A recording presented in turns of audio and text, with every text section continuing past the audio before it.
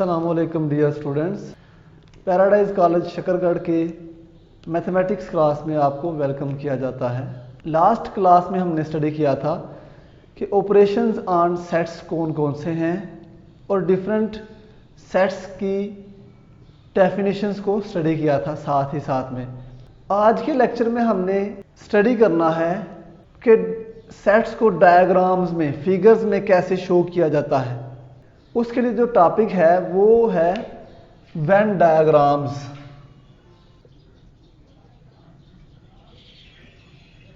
तो आज का हमारा टॉपिक है वेन डायग्राम।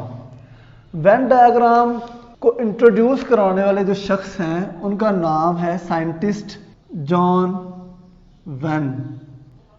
तो उन्हीं के क्रेडिट की वजह से इसको नाम दिया जाता है वेन डायग्राम्स। ठीक है, वेन डायग्राम कैसी डायग्राम है, इसमें सेट्स को कैसे रिप्रेजेंट किया जाता है, इसकी स्टडी जो है वो हम प्रीवियस क्लासेस में कर भी चुके हैं और आज भी इसको डिटेल्ड स्टडी किया जाएगा। ये सेट्स में बहुत ही इंपॉर्टेंट टॉपिक है। जब सेट्स को इलस्ट्रेट किया जाता है डायग्राम्स में, देन वेन डायग्राम्स जो है वो उसके लिए बहुत ही यूजफुल है।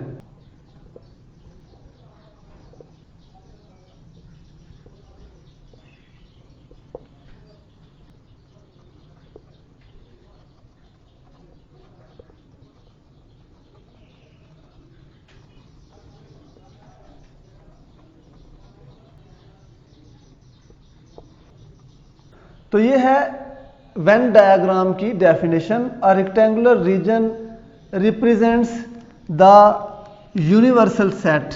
यूनिवर्सल सेट यू, जिसकी हम लास्ट टाइम डेफिनेशन जो है वो कर चुके हैं और उसको अंडरस्टैंड कर चुके हैं। A rectangular region represents the universal set U and regions bounded by simple closed curves. और कुछ मजीद रीजन्स जो कि सिंपल क्लोज कर्व से रिप्रेजेंट किए जाएंगे।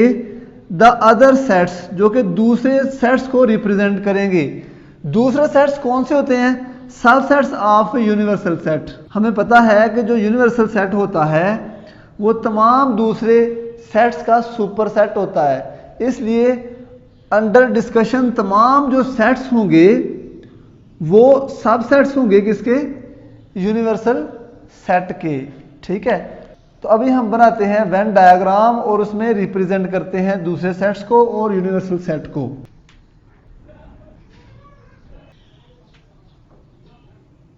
जी, ये है हमारी वेन डायग्राम। ठीक है, तो आप देख रहे हैं कि ये एक रेक्टेंगुलर रीजन है। ये रेक्टेंगुलर रीजन रिप्रेजेंट कर रहा है किसको? सेट यू, जो कि यूनिवर्सल सेट है। और इसमें इसी तरह से, जिस तरह से ये सेट ए है, इस तरह से क्लोज्ड कर्व्स जो हैं उनसे अदर सेट्स को रिप्रेजेंट किया जाएगा जो कि सबसेट्स होंगे सेट यू के। और इसको हम सर्कुलर शेप में इसलिए लिख रहे हैं ताकि ये ज़रा खूबसूरत लगे। अदरवाइज हम किसी भी क्लोज कर्व से इसको इस तरह से रिप्रेजेंट कर सकते हैं।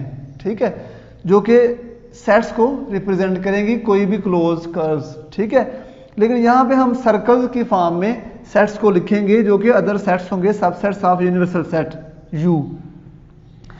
अच्छा, अब ये हो गया ए और ये हो गया यू। तो ए के अलावा जो एलिमेंट्स होते हैं हमें पता है, हम उनको बोलते हैं ए कंप्लीमेंट। क्या बोलते हैं?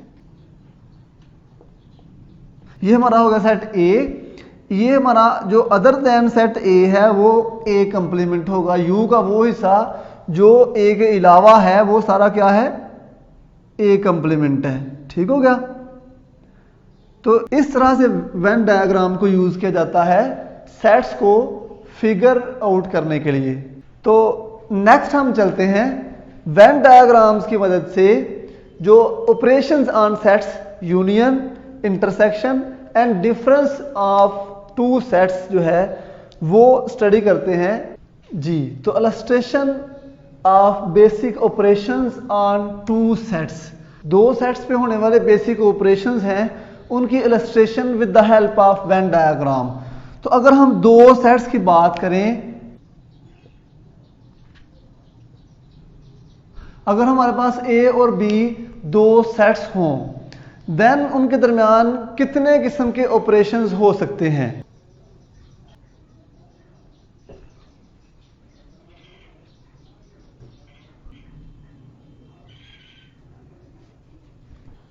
तो अगर हमारे पास दो सेट्स ए और बी हों तो उनमें ये पॉसिबिलिटीज हो सकती हैं, या वो दोनों डिसजॉइंट्स हो सकते हैं। याद होगा आपको कि हमने डिसजॉइंट सेट्स की डेफिनेशन पढ़ी थी कि अगर हम उनका इंटरसेक्शन लें तो वो आता है एम्प्टी सेट, मतलब उनमें कुछ भी कॉमन नहीं होता। दूसरा ऑप्शन ये हो सकता है कि वो दोनों ओवरलैपिंग सेट्स हो सकते हैं, मतलब ए और बी का हम लें अगर इंटरसेक्शन तो वो एम्प्टी सेट नहीं होगा, is not equal to empty set, मतलब उनमें कुछ कॉमन होगा, उनमें कुछ ओवरलैपिंग सेट्स में कुछ ना कुछ कॉमन होता है ए और बी में। आप यहां पे फिगर में भी देख सकते हैं। थर्ड ऑप्शन ये है कि ए जो है वो सबसेट होगा बी का, मतलब ए के तमाम एलिमेंट्स जो हैं वो बी में मौजूद होंगे।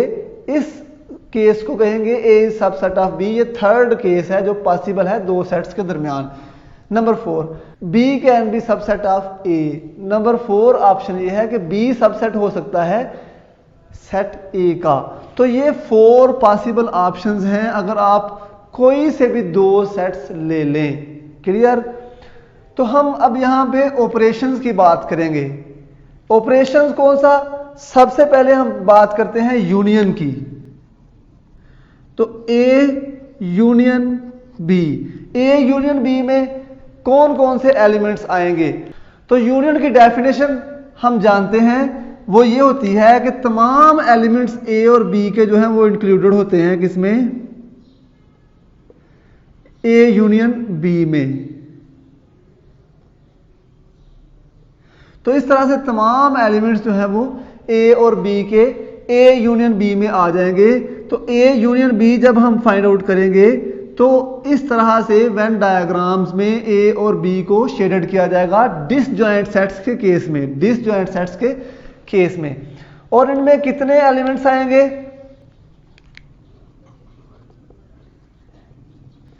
तो ए यूनियन बी में एलिमेंट्स आएंगे, number of elements in A union B equals to number of elements in A plus number of elements in B. For example, अगर पहले 10 नेचुरल नंबर्स की बात करें, एक सेट हम वो ले लें, दूसरा जो सेट है हम अगले 10 नेचुरल नंबर्स ले लें, वो दोनों डिसजॉइंट सेट्स हैं, तो उनके यूनियन में फर्स्ट 20 नेचुरल नंबर्स आएंगे।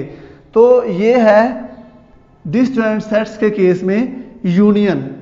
नेक्स्ट है ओवरलैपिंग सेट्स के केस में यूनियन, और उसमें कितने एलिमेंट्स आएंगे दोनों सेट्स के। अगर हम दो सेट्स लें ओवरलैपिंग केसेस, तो उसमें कौन से एलिमेंट्स आएंगे और कौन सा एरिया आएगा।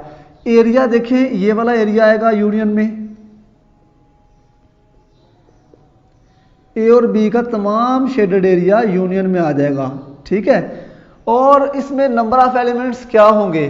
तो n of A union B इस केस में, अब ये स्पेसिफिक केसेस हैं आप जानते हैं, इस केस में आएंगे n of A number of elements of A plus number of elements of set B minus number of elements of set A intersection B. Clear?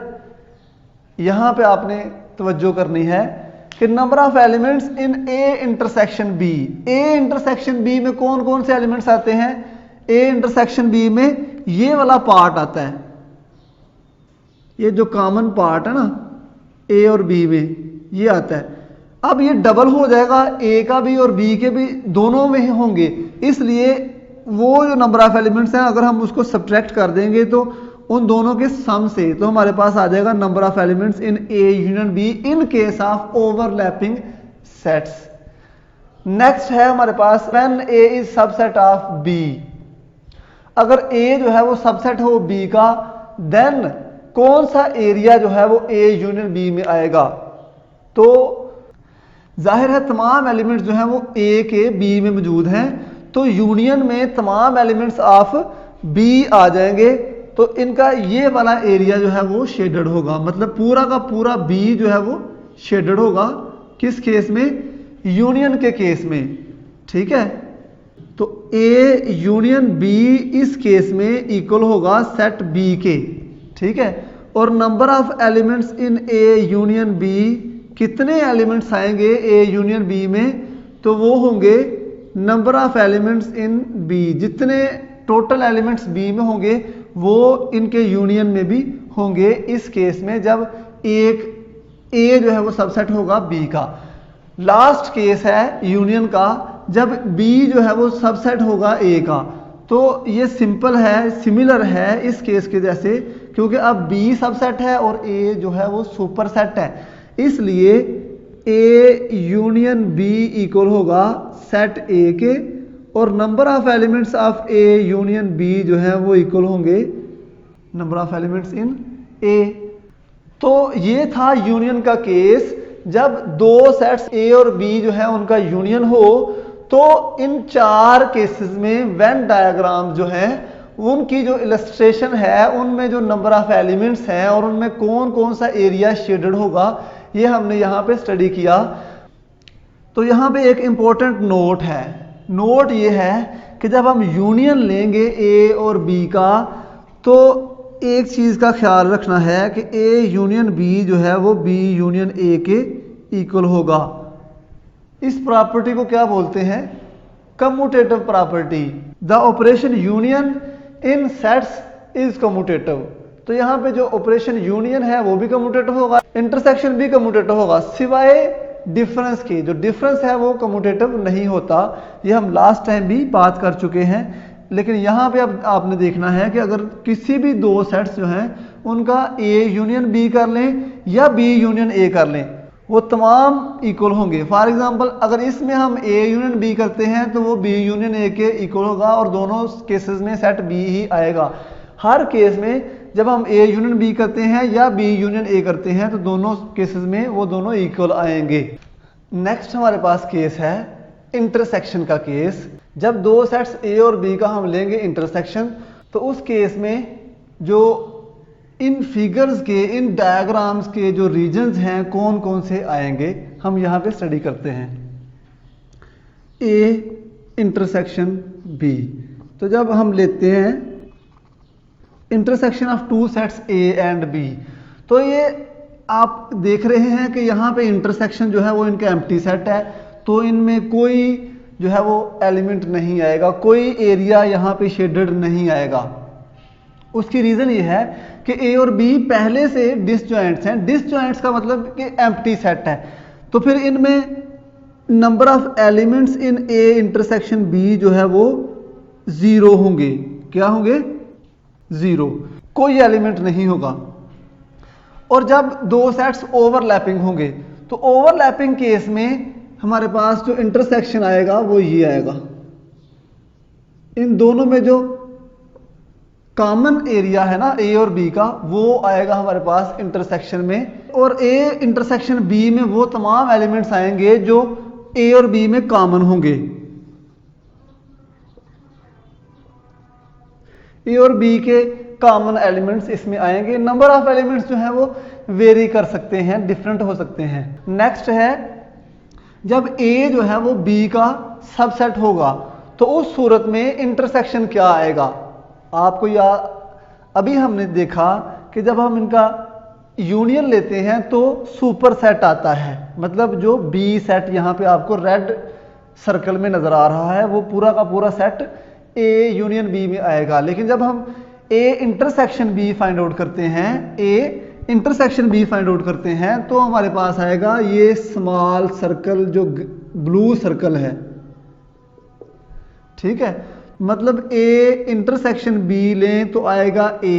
आपने इस रिजल्ट को याद रखना है, ये रिजल्ट्स MCQs की शक्ल में बहुत इंपॉर्टेंट है। उसके बाद number of elements in A intersection B in case of subset of B जो है वो हमारे पास आएगा number of elements in set A। जो स्मॉल सेट है, जो सब सेट है, छोटा सेट है, उसमें जितने नंबर ऑफ एलिमेंट्स होंगे वो नंबर ऑफ एलिमेंट्स उसके इंटरसेक्शन में आएंगे।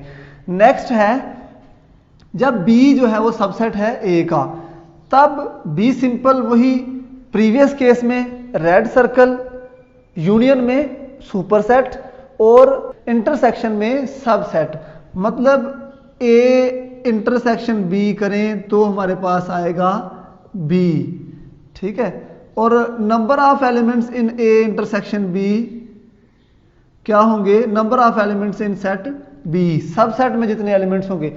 ये है रिजल्ट्स इन डिफरेंट 4 केसेस, जब ए और बी जो है वो 2 सेट्स होंगे और अगर डिसजॉइंट्स होंगे तो उनमें उनके इंटरसेक्शन में 0 एलिमेंट्स आएंगे, जब ओवरलैपिंग होंगे तो उनके इंटरसेक्शन में कॉमन एलिमेंट्स आएंगे, जब ए होगा बी का सबसेट तो उनका इंटरसेक्शन ए के बराबर आएगा, जब बी सबसेट होगा ए का तो उनका इंटरसेक्शन बी के बराबर आएगा। और सिमिलर चीज यहां पे एक नोट भी आपने लिखना है, वो क्या कि ए और बी जो है वो दोनों का अगर इंटरसेक्शन लें तो ये होता है कम्यूटेटिव, मतलब A intersection B equals to B intersection A और बी जो है उनका अगर इंटरसेक्शन ले तो इंटरसेक्शन जो है वो सेट्स में कम्यूटेटिव होता है, ये आपने यहां पे याद रखना है। नेक्स्ट केस हम स्टडी करते हैं डिफरेंस ऑफ 2 सेट्स, जब 2 सेट्स का डिफरेंस लिया जाए, मतलब ए डिफरेंस ऑफ बी, तो हमें पता है कि ए डिफरेंस ऑफ बी में ए के वो एलिमेंट्स आते हैं जो बी में मौजूद नहीं होते। तो आइए यहां पे डिफरेंट केसेस स्टडी करते हैं। सबसे पहला केस, जब ए और बी जो है वो डिसजॉइंट सेट्स हैं, जब ए और बी डिसजॉइंट सेट्स हैं मतलब उनमें कुछ भी कॉमन नहीं है, तब अगर हम ए डिफरेंस बी लें तो ए में कौन सा एरिया यहां पे शेडेड होगा, तो आप देख सकते हैं ए का कोई भी एलिमेंट बी में नहीं है, तो ए डिफरेंस ऑफ बी का मतलब यही है ना, तो फिर पूरा का पूरा ए जो है वो शेडेड होगा, तमाम ए जो है वो इक्वल आ जाएगा, ए डिफरेंस बी इक्वल आ जाएगा ए के। नंबर ऑफ एलिमेंट्स क्या होंगे, ए के इक्वल आएंगे, ठीक है। वैसे next overlapping sets, overlapping sets के केस में ए डिफरेंस ऑफ बी क्या आएगा, ए के वो एलिमेंट्स जो बी में नहीं है। तो आप यहां पे गौर करें तो इस बी सर्कल के अलावा बी सर्कल जो है, बी जो सेट है सर्कल की फॉर्म में यहां पे वो यहां तक मौजूद है, तो इसके अलावा जो ए के एलिमेंट्स हैं वो यहां पे प्रेजेंट होंगे, वो ए डिफरेंस ऑफ बी में आएंगे, क्योंकि ये वाले एलिमेंट्स बी में भी मौजूद हैं, तो इनको ए डिफरेंस ऑफ बी में से एक्सक्लूड कर दिया जाएगा, निकाल दिया जाएगा, ठीक है, इनको ए में से निकाल दिया जाएगा, तो वो जो एलिमेंट्स रह जाएंगे वो ए डिफरेंस ऑफ बी में आएंगे। तो A number of elements in A difference of B फिर क्या हुए, number of elements in A मतलब पूरा का पूरा ए सिवाय इन एलिमेंट्स के, तो ये एलिमेंट्स असल में क्या है, ये एलिमेंट्स असल में ए इंटरसेक्शन बी के हैं, तो minus N number of elements in A intersection B. ये जो रिजल्ट्स है ना ये आपने एमसीक्यूज में याद रखने हैं, इनको अच्छे तरीके से अपने माइंड में बिठाना है और प्रिपेयर करने हैं। नेक्स्ट, जब ए सबसेट होगा बी का तो उस वक्त ए डिफरेंस ऑफ बी में कौन से एलिमेंट्स आएंगे, देखिए ए के वो एलिमेंट्स जो बी में नहीं है, यहां पे तो पूरा का पूरा ए जो है वो बी में मौजूद है, इसलिए ए डिफरेंस ऑफ बी में इक्वल होगा एम्प्टी सेट के, और इसमें कोई 0 नंबर ऑफ एलिमेंट्स जो है वो आएंगे, तो number of elements in A difference of B equals to 0, ठीक है।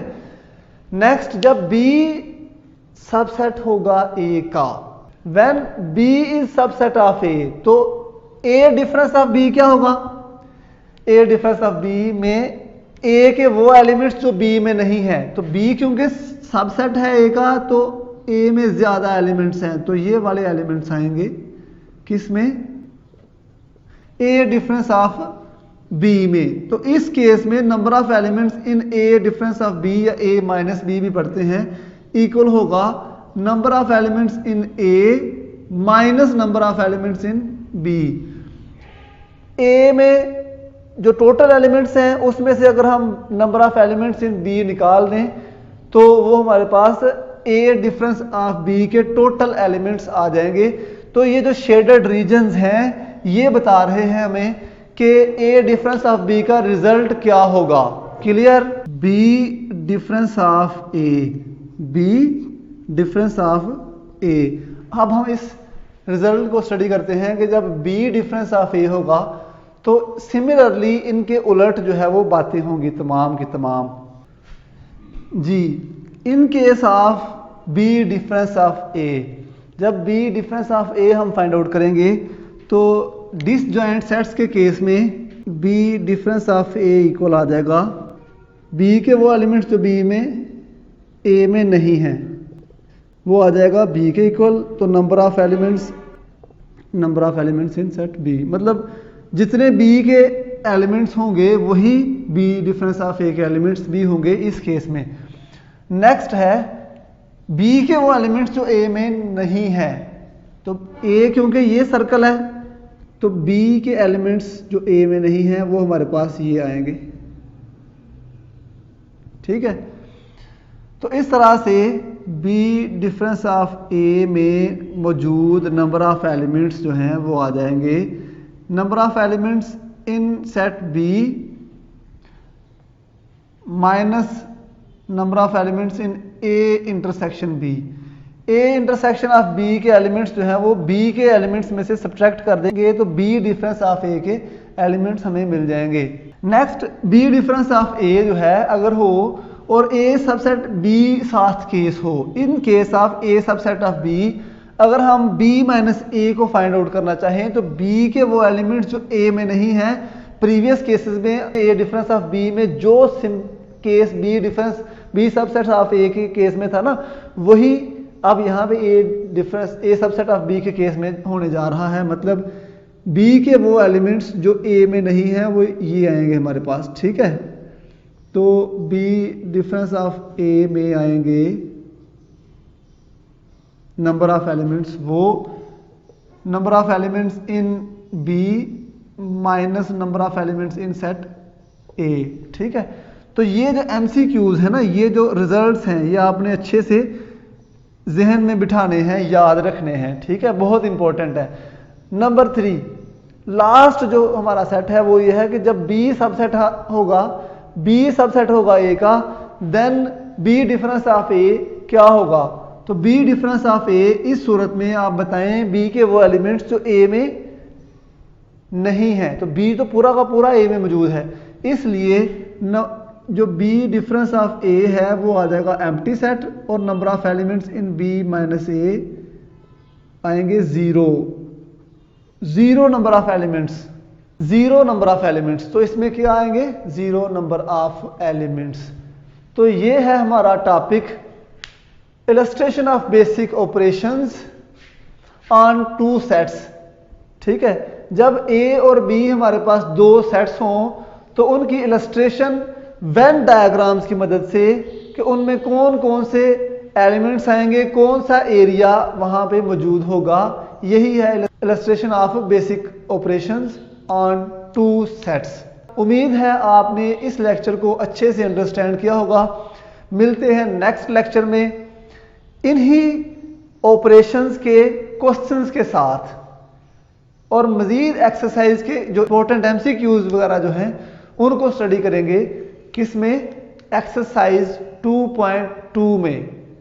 अल्लाह हाफ़िज़।